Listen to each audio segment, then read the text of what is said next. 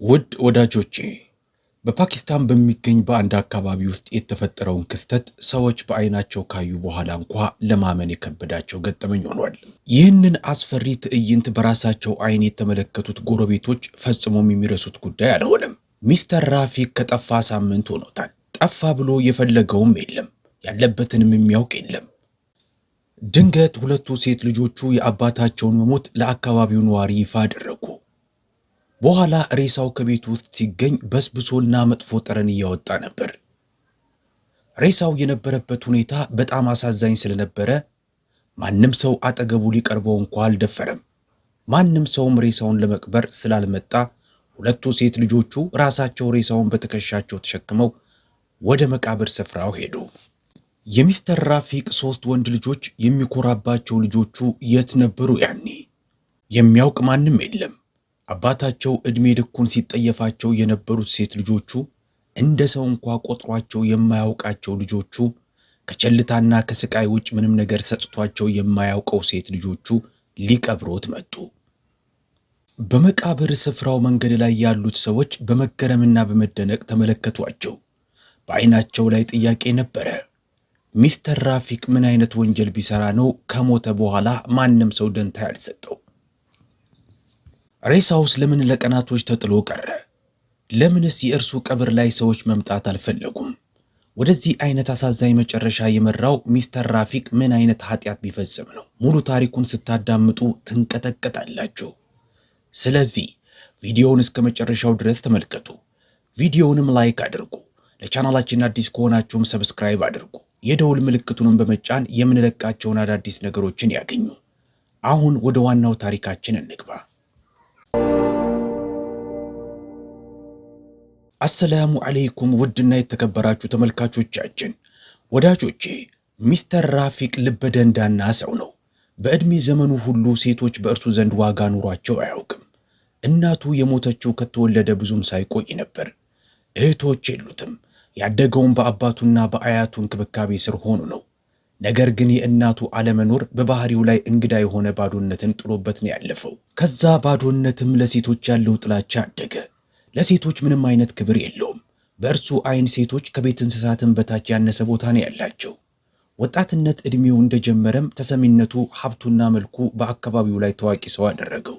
አላህ ብዙ ሀብት፣ ውበትና ዝና ሰጠው።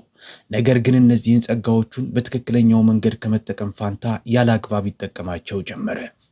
በሕይወቱ ውስጥ በርካታ ሴቶች እየመጡ ሄደዋል። ለእነርሱ ምንም አይነት የኃላፊነት ስሜትም ይሁን ፍቅር ኖሮት አያውቅም። የስሜት ማርኪያዎቹ ብቻ ናቸው። የአባቱ መሞት ፍጹም ነፃነትን ሰጠው።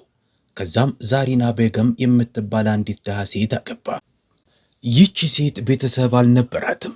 ከመጀመሪያ ትውውቃቸው ዛሪና ቤገም ወደደችው። ይህች ሴት በእርሱ ጉዳይ ውስጥ እጇን ጥልቅ እንደማታደርግ አምኗል። የሆነውም ይኸው ነው። ዛሪና ዝምተኛ፣ ድንጉጥና ፈሪ ሴት ናት። በተጋቡ በዓመቱ መንታ ሴት ልጆች ወለደች። በዚህም ዛሪና ቤገም ከልክ በላይ ተደሰተች። አላህ ወደ ቤታቸው በረከትን እንደላከ አመነች። ነገር ግን ሚስተር ራፊቅ በቁጣ ፈነዳ። በጣም ቁጡ ሆነ። ዛሪና ቤገም ወንጀል የሰራች ይመስል ሴት ልጆችን በመውለዷ የሚስቱን አካላዊ ድክመት ወይም ስቃይ ረስቶ በጭካኔ ደበድባት ጀመር። ዛሪና ቤገም አለቀሰች። ጥፋቷ ምን እንደሆነም አላህን ጠየቀች። ነገር ግን ሚስተር ራፊቅ በዚህ አላቆመም። ሴት ልጆች ወልደሽ ሸክሜን ታበዥዋለሽ፣ ሴቶች እንደምጠላ አታውቂም ሲል ጮኸባት። ዛሪና ቤገም ተረጋግታ ይህ እኮ የአላህ ፍቃድ ነው፣ ሴትንም ወንድም ልጆችንም ለሚፈልገው ይሰጣል። በዚህ ላይ እኔ ምንም ስልጣን የለኝም። ነገር ግን ሚስተር ራፊቅ በቁጣ በቤቱ ውስጥ መንጎራደድ ጀመረ። እነዚህ ሴት ልጆች እዚህ ቤተ መንግስት ውስጥ አይቆዩም። አሽከሮቹ የሚኖሩበት ቤት ሄደው ይኖራሉ። አሮጊቷ አሽከርም ታሳድጋቸዋለች አለ። የዛሪና ቤገም ልብ ተሰበረ። አይኖቿን በእንባ ሞልተው ባሏን ተመለከተችው። ግን የምትናገርበት ድፍረት አልነበራትም። በማግስቱ መንትያዎቹ ልጆች ከቤተ መንግስቱ ተወስደው ወደ አሽከሮቹ መኖሪያ ተላኩ። ዛሪና ቤገም እናታዊ ፍቅሯን ለመደበቅ ተገደደች። በሚስጢር እየሄደች ተደብቃ ልጆቿን ታያለች፣ ታቅፋቸዋለች፣ ታለቅሳለችም። ነገር ግን ልጆቹ የአባታቸውን ፊት ፈጽሞ አያውቁትም። በትክክል ከ2 ዓመት በኋላ ዛሪና ቤገም በድጋሚ አረገዘች። ቀንና ማታም በዚህ ጊዜ የምትወልዳቸው ልጃቸውን አላህ ወንድ እንዲያደርግላት ጌታዋን ተማጸነች። ጸሎቷም ተቀባይነት አግኝቶ 2 መንታ ወንድ ልጆችን ወለደች። በዚህ ጊዜ ሚስተር ራፊቅ በጣም ተደሰተ። አሁን ራሴን በኩራት ከፍ አድርጌ መሄድ እችላለሁ አለ። ለሁሉም ሰውም በይፋ ለእርሱ ሴት ልጆች እርግማኖች መጥፎ ዕድሎች መሆናቸውን አውጇል። ዛሪና ቤገም ግራ ተጋባች። ሴቶችን ለምን የዚህን ያህል እንደሚጠላ ለመረዳት ሞከረች። ይህኔም ደረሰችበት። ከዕለታት አንድ ቀን ሚስተር ራፊቅ የበርካታ ሴቶችን ሕይወት አበላሽቶ ነበረ። እነርሱም ረግመውታል። አንተም አንድ ቀን ሴት ልጆች በቤትህ ይኖርሃል፣ እነርሱም የውድቀትህ መንስኤ ይሆናሉ ብለው ረግመውት ነበር። ይህ ፍርሃት ነው ሴት ልጆችን እንዳይታገስ ያደረገው።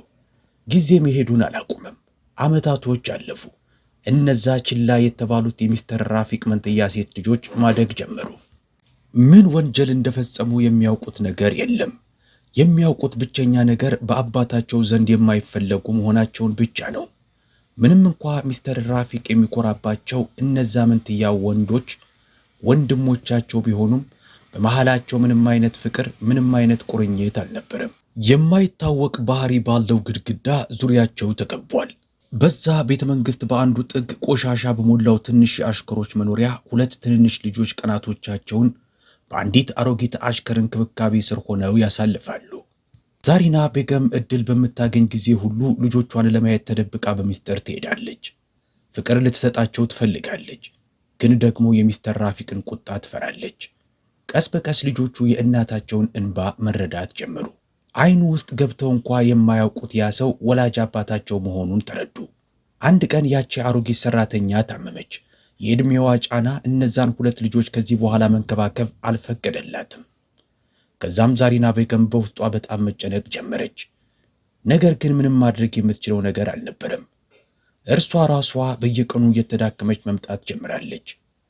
ይህ በእንዲህ እንዳለ የሚስተር ራፊቅ ሕይወት በድጋሚ መለወጥ ጀመረ። 3ቱ ወንድ ልጆቹ አሁን አድገዋል። ተገቢውን ትምህርት፣ ድሎትና ኩራት ሰጥቶ በአግባቡ አሳደጋቸው። ጥሩ ትምህርት ቤት አስመዘገባቸው። ፍላጎታቸውን ሁሉ ማሟላላቸው። ውድ ልብሶችን፣ መጫወቻዎችን፣ ውድ ሞባይል ስልኮችን ሳይቀር አሟልቶ አሳደጋቸው። በዛው ቤት ውስጥ ሴት ልጆቹ ያረጁ የተቀደዱ ልብሶችን ለብሰውና በኩሽናና በአሽከሮች መኖሪያ ተወስነው እንዲያድጉ ተወስኖባቸው ኖረ። ሴት ልጆቹ ይህንን በደል ጠይቀው አያውቁም። ይህ ሕይወት ለእነርሱ ይገባል ተብሎ ቀድሞ የተወሰነ መሆኑን ያውቁ ይመስል፣ ግን ልብ አሁንም ልብ ነው። ሐዘንን መቆለሉን ቀጥሏል። ሴቶቹ የጉልምስና ዕድሜያቸው ላይ ሲደርሱ አንድ ቀን ዛሪና ቤገም ድንገት በጣም ታመመች። ወደ ዶክተር ጋር የሚወስዳት ማንም ሰው አልነበረም። ሚስተር ራፊቅ ሚስቱን ለማየት አልተቸገረም። ያን ዕለት ማታ አልጋው ላይ ተኝቶ አንድ ይቺ ሴት እንደሞተች ሰላም አገኛለሁ ሲል አንሾኳሾከ ለራሱ። አንድ ቀን ጠዋት ዛሪና ቤገም ከእንግዲህ የለችም የሚል ዜና መጣ። በቤት ውስጥ የተደረገ ምንም አይነት የሐዘን ፕሮግራም አልነበረም። በፈንታው አስፈሪ ዝምታ ሰፈነ። በዛ ቤተ መንግስት ውስጥ የቀረ ሴት አልነበረም። ከጥቂት ቀናቶች በኋላ አሮጊቷ አሽከርም ሞተች። ከዛም 2ቱ ሴት ልጆች ፍጹም ብቻቸውን ቀሩ። ሚስተር ራፊቅ ከዛም ሌላ ጨካኝ ውሳኔ ወሰነ። ሴት ልጆቹ ካሁን ጀምሮ ሙሉ የቤቱን ሥራ እንዲሰሩ፣ ምግብ ማብሰል፣ ልብስ ማጠብ፣ ቤቱን ማጽዳት፣ እንግዶችን ማስተናገድ፣ ሁሉም ነገር የእነሱ ኃላፊነት እንዲሆን ወሰነ። ያላቸውም አንድ ማንነት ብቻ ነበረ፣ እርሱም የቤት ሰራተኞች የሚል። ልጆቹ አለቀሱ፣ ግን አልተቃወሙም። ያሉትም እሺ አባ፣ ሁሉንም ሥራ እንሰራለን፣ ቢያንስ ከዓይነ ፊት የምንሆንበት ዕድል እናገኛለን። ለእነርሱ ብቸኛ ደስታ የሚሰጣቸው ነገር ይህ ብቻ ነበረ። ቢያንስ አሁን አባታቸው ፊታቸውን ያየዋል። ከዛ በኋላ እውነተኛው የስቃይ ሕይወታቸው ጀመረ። ከጠዋት እስከ ማታ ይሰራሉ። ምስጋና የለም፣ እረፍት የለም። ወንድሞቻቸው ይንቋቸዋል፣ ያዋርዷቸዋል፣ ይረግሟቸዋልም። ይህ በእንዲህ እንዳለ 2ቱ ወንድ ልጆች አገቡ። ሚስተር ራፊቅ ጎረቤቱን አፍ ያስከፈተ ድግስ ደግሶ ዳራቸው። ነገር ግን ለሴት ልጆቹ አንድ እንኳ አዲስ ቀሚስ አልገዛላቸውም ነበር። ሴት ልጆቹ በወንድሞቻቸው የሰርግ ስነ ስርዓት ላይ መገኘት ፈልገው የነበረ ቢሆንም ሚስተር ራፊቅ በቁጣ ጓራባቸው። ይህንን ጥቁር አስቀያሚ ፊታችሁን ለሁሉም ሰው ማሳየት ፈለጋችሁ? ልጆቼ መሆናችሁን ማሳወቅ አልችልም አላቸው። ልጆቹ እያለቀሱ ወደ ሰራተኞቹ ማደሪያ ክፍላቸው ተመለሱ። ታናሿ ልጅ ራምሻ ጥፋታችን ምንድን ነው ሳራ? ከተወለድን ጊዜ ጀምሮ የምናውቀው መገፋትን፣ ችላ መባልን ብቻ ነው አለች። ሳራ ወደ ደረቷ አቅፋ ይዛት እንዲህ አለች። ትዕግስት ይኑርሽ ራምሻ፣ አላህ ከታጋሾች ጋር ነው። ምናልባት አንድ ቀን አባታችን እኛን መውደድ ይማር ይሆናል። ነገር ግን ተጨባጩ ገሃድ የዚህ ተቃራኒ ነበረ። የወንድሞቻቸው ሚስቶች ልጆቹን አያከብሯቸውም። የቤቱ ዝቃጮች እንደሆኑ ነው የሚቆጥሯቸው። አንዳንድ ጊዜ ሳህኖችንና ዲስቶችን በሚበሉት ምግባቸው ላይ ይወረወሩባቸዋል። አንዳንድ ጊዜም ፍጹም ያገሏቸዋል። ልጆቹ ሁሉንም ነገር በትዕግስት ተቋቁመው ኖሩ። በልባቸው ውስጥ ግን አንድ ተስፋ ብቻ አለ። አንድ ቀን አባታቸው ወደ ልቡ አስጠግቶ እንደሚያቅፋቸው ያላቸው ተስፋ ነው። ግን ይህ ተስፋቸው አንድ ቀን ተንኮታኮተ። እንዲህ ሆነ። አንድ ቀን አንድ ወንድ እንግዳ ወደ ቤተ መንግስቱ መጣ። የሚስተር ራፊቅ ጓደኛ ነበረ። ለሥራ ጉዳይ ነበር የመጣው። ራምሻ ወደ እንግዳ መቀበያ ክፍሉ ይዛው ሄደች። ከዚህ ትንሽ ገጠመኝ አዲስ አሳዛኝ ነገር ተወለደ። ሚስተር ራፊቅ ይህንን ሲደርስበት በጣም ተናደደ። በሁሉም ሰው ፊት፣ በሁሉም አሽከሮች ፊት ራምሻን በቀበቶ ይገርፋት ጀመረ። ቁጣውም ገንፍሎም ነዳጅ አቀጣጥሎ በእሳት ሊያቃጥላትም ሞከረ። እህቷን ለማዳን ሳራ በመሃላቸው ጣልቃ ገባች። በእንባ ተሞልታ እያለቀሰች አባ እባክህን፣ ምንም ያጠፋችው ነገር እኮ የለም። ለምን በዚህ አይነት ጭቃኔ ትቀጣታለህ? ሚስተር ራፊቅ ደም በመሰለ አይኖቹ አሁን ለኔ መልስ ለመስጠት ድፍረት አገኘሽ? ከኔ ጋር ትከራከሪያለሽ? ሁለታችሁም የረከሳችሁና የተረገማችሁ ናችሁ። ዛሬ ይህችን ልጅ ጨርሳታለሁ አለ። ሁኔታው እየተባባሰ ሄደ። ድንገት ቤቱ ውስጥ አዲስ የገባውን አሽከር ጠራው። ደሃና ገናም ወደ ቤቱ ተቀጥሮ መግባቱ ነው። ጊዜውን ሁሉ የሚያሳልፈው ወይ መጽሐፍ እያነበበ ወይም ስራውን እየሰራ ነው። ሚስተር ራፊቅ የልጄን ትዳር ከአንተ ጋር ፈጽሜዋለሁ አሁኑ ነው አለው። የልጅቷ አይኖች በድንጋጤ ተበለጠጡ። አሽከሩ ራሱ የተደነቀ ይመስላል፣ ግን ጭንቅላቱን ደፍቶ ተስማማ። ትዳራቸው በፍጥነት ተከናወነ። ከዛም ሚስተር ራፊቅ በድጋሚ በቁጣ ፈነዳና እንዲህ አለ። ሁለታችሁም ይህንን ቤት ለቃችሁ ውጡ። ሁለተኛ የዚችን ሴት ፊት ድጋሚ ማየት አልፈልግም አለ። ሳራና ራምሻ እያለቀሱ ተቃቀፉ። ከዛም ራምሻ በሹክሹክታ ድጋሚ መገናኘታችንን አላህ ነው የሚያውቀው አለች። ሳራ አለቀሰችና አንድ ቀን አባታችን ይህንን በደል በእኛ ላይ በመፈጸሙ ይጸጸታል። ያ ቀን እንደሚመጣ አውቃለሁ አለቻት። ራምሻ ከባሏ ጋር ቤተ መንግስቱን ለቃ ስትሄድ የሳራ ዓለም የበለጠ ብቸኝነት ሆነ። የበለጠም ቀዘቀዘ። ብቸኛ መጠለያዋ እህቷ ነበረች። ያም መጠለያዋ ተወሰደባት። አሁን እያንዳንዱ የቤቱ ጥግ በብቸኝነት በጭካኔና በታፈነ ቁጣ ተሞልቷል። ራምሻ ከሄደች በኋላ የሳራ ኃላፊነት የበለጠ ጨመረ። የቤተ መንግስቱ ኩሽና፣ ግቢው፣ መታጠቢያ ቤቱ፣ የአሽከሮቹ መኖሪያ፣ ሁሉም ነገር በእሷ ትከሻ ላይ ወደቀ። ምንም እንኳ ሳራ በየዕለቱ ስራዋን ብቻዋን ብትሰራም አመስግኗት የሚያውቅ ሰው የለም። ይልቁንም ሁልጊዜም ስድብ፣ ግልምጫና የጥርጣሬ እይታ ይገጥማት ነበረ። የታላቅ ወንድሟ ሚስት ለሳራ ከሁሉ የበለጠ ጥላቻ ነበረት። ራምሻን ከቤት ለማስወገድ የተጠቀሙት ዘዴ በሳራ ላይም ለመጠቀም ጊዜው አሁን መሆኑን ወሰኑ። አንድ ቀን ማታ ሳራ ሳህን እያጠበች በማዕድ ቤት ውስጥ ብቻዋን ሳለች የታላቅ ወንድሟን ሚስት ድምፅ ሰማች። ጎላ ባለ ድምፅ እየሳቀች አንዷ ከመንገድ ወጥታለች፣ አሁን ሌላኛዋ ናት የቀረችው፣ እርሷንም እናስወግዳታለን ስትል። ሌላኛዋ የወንድሟ ሚስት ሳቀችና እንዲህ ስትል መለሰች፣ ቀላል ነው፣ አባቷን ትንሽ ተንኮስ ማድረግ ነው፣ የተቀረውን እርሱ ራሱ ያከናውነዋል። የሳራ እግር ቀዘቀዘ። ሳህኑ ከእጇ ላይ አምልጧት መሬት ላይ በመውደቅ የሚጮህ ድምፅ ፈጠረ። ዛሬ ባይሆን ነገ እርሷንም ጠርገው ከቤት የሚያስወጡበት ሴራ መጠንሰሳቸውን ተገነዘበች። የሚወጋ ፍርሃት ድረቷን ተሰማት።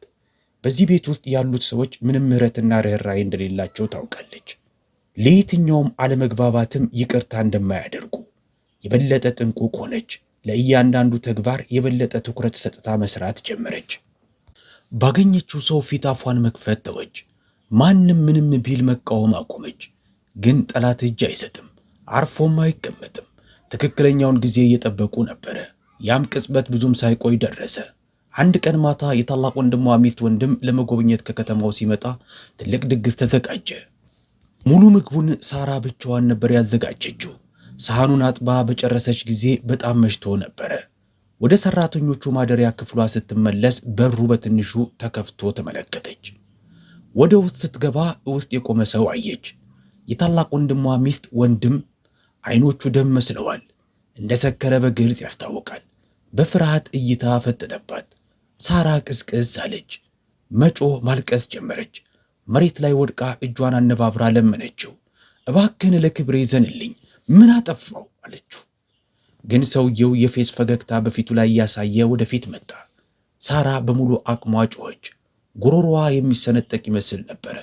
ጩኸቷን ሲሰሙ ሁሉም ሰዎች እየተጣደፉ ወዳለችበት መጡ። ሚስተር ራፊቅ፣ ወንድሞቿ፣ አሽከሮቹና እንግዶቹ ሁሉም ሳራን ምስቅልቅሏ ወጥቶ አገኟት። እንደዚሁም የታላቅ ወንድሟን ሚስት ወንድም በስካር ላይ ሆኖ እጅ ከፍንጅ ያዙት። ነገር ግን እውነቱ ሁልጊዜም ጨካኝና ከባድ ነው። ባቢ ወይም የታላቅ ወንድሟ ሚስት በዘዴ ወንድሜን የጠራችው ሳራ ናት፣ ወደ ክፍሏ የጋበዘችው እርሷ ናት፣ አሁን ሁሉንም ነገር እየካደች ነው አለች። የሳራ ጭንቅላት ዞረባት፣ እንባ በእንባ ሆነ። አባ፣ እውነት ያደረግኩት ምንም ነገር የለም፣ ሳህን እያጠብኩ ነበረ፣ ጨርሼ ስመለስ ሰውየው ክፍሌ ነበር አለች። ነገር ግን የሚስተር ራፊቅ አይኖች በእሳት ተሞልተው ነበረ። ከራሱ ልጅ ቃላቶች ይልቅ የልጁን ሚስት ቃላቶች አመነ። ጮኸ፣ አዋርደሽኛል፣ ዛሬ ባልፈጸምኩት ኃጢአት ቅጣት እየተሰቃየሁ ነው። እንዳንቺ ያለችን የረከሰች ሴትን ከዚህ በኋላ በዚህ ቤት ውስጥ ላቆይሽ አልችልም አለ። አንደኛው ወንድ ልጁ ወደፊት መጣና አባ፣ ሌላ ነገር ማድረግ አያስፈልግም፣ ከቤት ወርውረህ አስወጣት። በእርሷ የተነሳ ፊታችንን ለማህበረሰቡ ማሳየት አንችልም።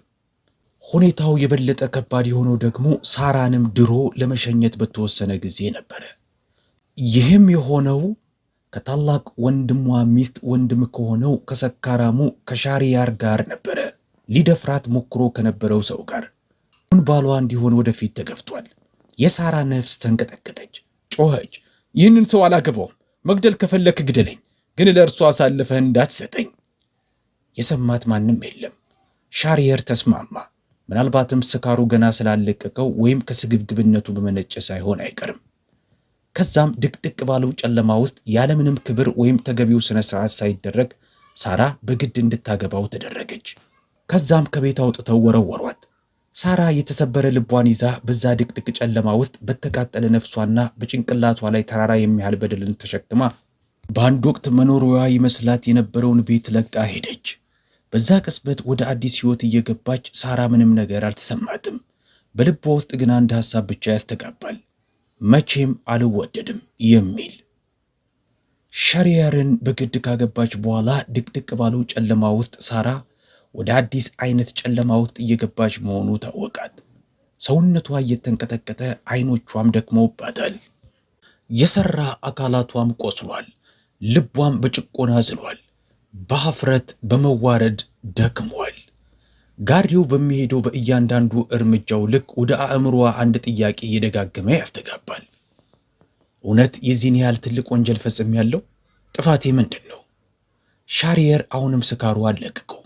ወደ አፓርታማው ሲደርሱ አልጋው ላይ ወዲያውኑ ተኛ። ሳራ በክፍሉ አንድ ጥግ ላይ ለረጅም ጊዜ ያህል ተቀመጠች። በአይኖቿ ላይ እንቅልፍ አልዞረም። በሆዷም ምግብ የለም። በሕይወቷ ውስጥ ምን እንደሚጠብቃት ምንም አታውቅም። ይህ የምትጠላው ሰው አሁን ቀሪ ዕድሜዋን ችላው ልትኖር ተፈርዶባታል። የንጋት ጎሁ እንደቀደደ ሻሪየር ቀስ በቀስ ራሱን አወቀ። የሚወጋ ህመም ጭንቅላቱን ይሰማዋል። ሰውነቱ ደክሟል። ሳራን ዝም ብላ ጥግ ላይ ተቀምጣ ሲያያት ፍንክች አለ። መጋባታቸውን ባስታወሰ ቅጽበት አይኖቹን ዝቅ አደረገ። ሳራ በዝምታዋ ጸናች። አይኖቿ አብጠዋል። ፊቷም ገርጥቷል። በደረቷ ውስጥ የሐዘን ማዕበል ብቻ ያጉረመርማል። በተረጋጋ ድምፅ ሻሪየር፣ ላንቺ የምመጥን ሰው አለመሆኔን አውቃለሁ፣ ግን በእኔም ላይ የተጫወቱት ጨዋታም ገብቶኛል። ከዛሬ ጀምሮ ስቃይ አልፈጥርብሽም፣ ራሴን መለወጥ እፈልጋለሁ አላት። በሳራ ሰውነት ውስጥ ትንሽ መንቀጥቀጥ ተነሳ። ምንም ነገር ማመን አትፈልግም፣ ግን ለመጀመሪያ ጊዜ ዛሬ ሰው በስድብ ሳይሆን በጸጸት አናግሯታል። በማግስቱ ጠዋት ሻሪየር የእውነት ዝም ብሎ ቆየ። ሱሱን ተወ። ትንሽ ቢዝነስ ጀመረ። መጽሐፍ ማንበብም ጀመረ። ሳራ ተገረመች። እንዴት ያሰካራም ሰው እንዲህ ሊለወጥ ቻለ? ቀን በቀን ሳምንት በሳምንት እውነተኛ ለውጥ በሻሪየር ላይ መታየት ጀመረ። ሳራን ማመናጨቅ አቆመ። ይልቁንም ክብር ያሳያት ጀመረ። አንድ ቀን ሳራ ከፈለክ ወደ ድሮ ሕይወት መመለስ ትችላለህ፣ እኔ አላስቆምህም አለችው። ሻሪየር ረጋ ባለ ፈገግታ መለሰላት። ከጨለማ አውጥተሽኛል፣ መመለስ አልፈልግም። ይህ ትንሽ አፓርታማ አሁን ለሳራ መጠለያዋ ሆናት። ያለፉት አሰቃቂ ትዝታዎቿ አሁንም ድረስ ያውቋታል። ሁልጊዜ ማታ በአእምሮዋ ይመጡባታል። የሻሪየር የተለወጠ ባህሪው ቀስ በቀስ ልቧን ያቀልጠው ጀመረ። ይህ በእንዲህ እንዳለ በሚስተር ራፊቅ ሕይወት ውስጥ አዲስ ምዕራፍ ጀምሯል። 3 ወንድ ልጆቹ አሁን አድገዋል። በሕይወት እያለ ያለውን ሀብት ሁሉ በእነርሱ ስም አጽፏል። ቤተ መንግሥቱ ተሽጧል። 3ቱ ወንድማማቾችም ሀብታቸውን ተከፋፍለዋል። አባታቸውንም በአንድ ትንሽ የኪራይ ቤት ውስጥ እንዲኖር አድርገውታል። ሚስተር ራፊቅ በአንድ ወቅት እያንዳንዱ እርምጃውን በኩራት ያደርግ የነበረው ሰው አሁን ያ ኩራቱ አፈር ድሜ በልቷል። አንዳቸውም ወንድ ልጆቹ ከእሱ ጋር እንዲቆይ አልፈለጉም። እንዴት ነህ ብሎ ዞር ብሎ ያየውም የለም። አንዳንድ ጊዜ በወር አንድ ቀን አንድ ልጅ ብቅ እያለ አንዳንድ ምግቦችን ይዞለት ይመጣል። ቤት ኪራዩን ከፍሎ ጥሎት ይሄዳል። አንዳንድ ጊዜ ማንም ሳይጠይቀው ወራቶች ያልፋሉ። ለልጆቹ በየቀኑ ይደውላል። መጀመሪያ ይመልሱለት ነበረ። ከዛም ቀስ በቀስ ስልኩን ማንሳት ተው። ውሎ አድሮ ሲታመም ሰውነቱ በጣም ተዳከመ። መራመድም መቆምም አቃተው። ብቻውን አልጋው ላይ ተኝቶ ተርቦ ጨምቶ ያሳልፍ ጀመረ። በዚህ ጊዜ እየመጣች የምትጠይቀው ሳራ ብቻ ነበረች። ዘወትር ትደውልለታለች። አንድ ቀን ስልኩ መጥፋቱን እስካወቀች ቀን ድረስ። መጀመሪያ ያሰበችው ስልኩ ቻርጅ ስላልተደረገ ነው ብላ ነበር። ግን ቀናቶች ሲያልፉና ስልኩም ጠፍቶ ሲቀር ልቧ መምታት ጀመረ። ሻሪየር አባትሽ ብቻውን አይደለም፣ 3 ወንድ ልጆች አሉት። በእርግጥም እነርሱ ይንከባከቡታል ብሎ ሊያረጋግጥላት ቢሞክርም ግን ሳራ ዝም አለች። ጥልቅ ፍርሃት በውስጧ ማደግ ጀመረ። አንዳች መጥፎ ነገር እንደተፈጠረ ተሰማት። በመጨረሻ አንድ ቀን ሳራ የሻሪየርን እጅ ይዛ ወደ ድሮ ሰፈሯ ሄደች። ሰፈር ሲደርሱ ከቤቱ ፊት ሰው ተሰብስቦ አየው። በቅርብ ያሉ ሰዎችም ፊታቸውን በጨርቅ ሸፍነው ቆመዋል። በፍርሃት እየተንቀጠቀጠች ሳራ አባቴ የት ነው? ደህና ነው ስትል ጠየቀች። የሆነ ሰው አባትሽ ከበርካታ ቀናቶች በፊት እኮ ሞቷል። ማንም ያወቀ አልነበረም። ጠረኑን መሸከም ሲያቅታቸው ጎረቤቶች ቁልፉን ሰብረው ወደ ክፍሉ ሲገቡ ሬሳውን አልጋ ላይ ተጋድሞ አገኙት። ትሎች ሬሳውን መበከል ጀምረው ነበር። ማንም ሰው ሊቀርበው አልቻለም። ሳራ ወደ በሩ ሮጠች። ቁልፉን ሰበረችው። ወደ ክፍሉም ገባች። ከዛም ህሊናዋን ስታ ወደቀች። የራፊቅ ሬሳ አሁን በነጭ ከፈን ተጠቅልሏል፣ ግን በስብሷል፣ ይሸታል፣ ብቸኝነትም መንምኗል። በቤቱ ውስጥ ምንም ምግብ አልነበረም። የውሃ መያዣ ኮዳዎቹም ደርቀዋል። ሁሉም ነገር ብትንትኑ ወጥቷል። ረዳት የሌለው ነፍስ የራሱን ስዕል በስቃይ ውስጥ ሆኖ እንደሳለ ሁሉ ሳራ ራሷን እንዳወቀች ለራምሻ ደወለችላት። ራምሻም እየተጣደፈች መጣች። ሁለቱ እህትማማቾች በሐዘን ጊዜያቸው በሚያሳዝነው ቅጽበት ዳግም ተጣመሩ። በአባታቸው የመጨረሻ ጉዞ ወቅት ለ3 ወንድሞቻቸው አንድ በአንድ ደወሉ። የመለሰላቸው የለም። አንደኛው ሥራ ላይ ነን አለ። ሌላኛው ራሳችሁ ጨርሱት። አንዳቸውም የእናታቸውን ስም እንኳ አያስታውሱም። ከዛም ሳራ እና ራምሻ አባታቸውን ራሳቸው ለመቅበር ወሰኑ። ጀናዛው ስግደት እንዲደረግ ሰዎች ሲጋበዙ ማንም የመጣ የለም። የአካባቢው ኢማም ሟቹ ኃጢአተኛ ሆነም አልሆነም የሚያውቀው አንድ አላህ ብቻ ነው። የኛ ሥራ ጀናዛው ላይ ሰግደን መቅበር ነው አለ። በዚህ ጊዜም ቢሆን እንኳ ብዙዎቹ ሰዎች በርቀት ነበር የቆሙት። ማንም የቀበረው የለም። በመጨረሻ 2 ሴት ልጆቹና ባሎቻቸው 4ቱ ራፊቅን በመቃብር ስፍራው ላይ ቀበሩት። 2 እህቶች በጣም አለቀሱ። አቅፏቸው በፍቅር ጠርቷቸው የማያውቀው አባታቸው ነው። እናም አሁን የመጨረሻውን ስንብት የሚያደርጉለት እነርሱ ናቸው። በእንባቸው መሃል ድንገት 3 ወንድማማቾች በመኪና ደረሱ። ሰዎች በቀብር ስነ ስርዓቱ ላይ ሊታደሙ የመጡ መስሏቸው ነበረ። ግን እነሱ ቀጥ ብለው ወደ ቤቱ በመሄድ ቤቱ ውስጥ ፈትሹ፣ የንብረት ወረቀቶቹ የት ናቸው? አባታችን ሁሉንም ነገር ለኛ ለማውረስ ነው የፈረመው። ዶክመንቶቹን የት ነው የደበቃቸው? አሉ። ሳራ ወንድሞቿ ላይ አፈጠጠች። ከዛም በተረጋጋ ድምፅ ይህ ሁሉን ንብረቱ፣ ዶክመንቶቹ፣ ገንዘቦቹ ሁሉ ሁልጊዜም ለእናንተ ነበሩ። እኛ ምንም ነገር ኖሮን አያውቅም። አሁንም ቢሆን እኛ ምንም ነገር አንፈልግም። እኛ የመጣነው አባታችንን ለመቅበር ብቻ ነው። አሁን እኛ ከዚህ ቤት ጋር ምንም ግንኙነት የለንም። ይህ ንብረት ወይም ይህ ታሪክ ምንም የሚያገናኘን ነገር የለም። ወንድሞቹ ለአፍታ ያህል በዝምታ ውስጥ ሆነው ቆሙ። ከዛም ቀስ እያሉ ሄዱ። ሳራና ራምሻ ጭንቅላታቸውን ደፉ። ከዛም ወደ ቤታቸው ተመለሱ። በዓይናቸው ውስጥ ምንም ኩራት አልነበረም፣ ጥልቅ ሰላም ብቻ። እንደ ሰው ቆጥሯቸው የማያውቅ አባት በመጨረሻ ብቸኛው የአዘኔታው ነጸብራቅ እነርሱ ብቻ ነበሩ። ስለዚህ ወዳጆቼ ይህ ነው እጅግ አሳዛኙ የራፊቅ ሳሂብ ታሪክ።